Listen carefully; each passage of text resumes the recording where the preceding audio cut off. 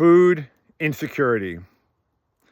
Hey, this is Dr. Randall here with another one of my Friday videos.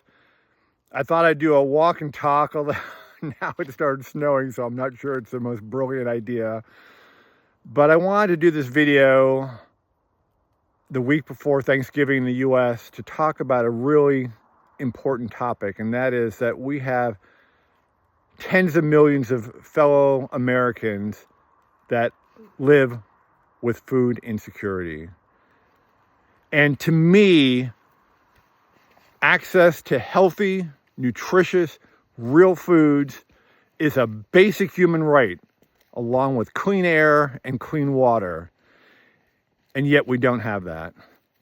Let me give you the definition of food insecurity. It's defined as when a person does not have enough food for an active, healthy life for all members of a household. What's scarier is that more than half of all food insecure households have at least one parent one adult working full time. And we need to do something about this, especially the children. We see studies that show that children that don't have access to healthy foods don't do as well in school, have problems concentrating, have mood issues, often have anxiety or depression, have limited growth, physical growth as compared to others with access to food. And you could say, oh, well, there's a safety net, there's SNAP. Yes, that's something. There are food banks. Have you ever been inside a food bank? And this is not to criticize all you food bank managers out there. So many volunteers doing great work. But all the food banks I've been in are filled with ultra-processed and expired foods. Wouldn't it be amazing to see food banks filled with farm-to-table fruits and vegetables, with meats and eggs from local ranches? That's what I would love to see.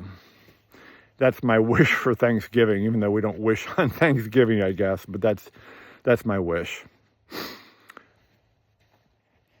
We have so much work to do in this area. So many people with food insecurity also live in food swamps or food deserts, which means, again, the only access they have is to convenience foods in convenience stores, gas stations, or crappy fast foods.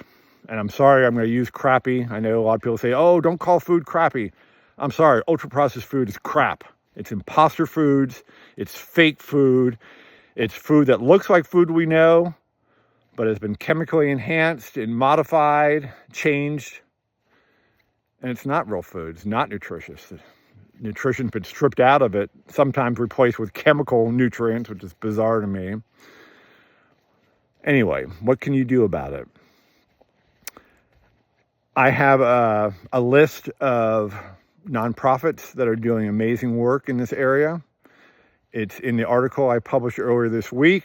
And for those of you who complain I don't have details in my videos, I will be sharing that link to that article so that you can see all these details that I can't share in a video. Otherwise it would be, 40 minutes long.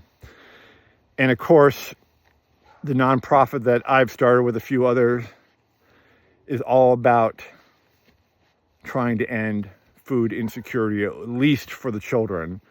Because our plan with this foundation is to have schools growing enough food for all the children to eat, all the school meals, and ideally, once it gets established, to actually have excess food to sell to the community or have as a food co-op or whatever they want to do with it. And so I'm just asking you, as you sit around the Thanksgiving table next week, unbuckling that belt as the joke goes, think about those that have nothing and what we can do about it. All right, happy Thanksgiving, everybody.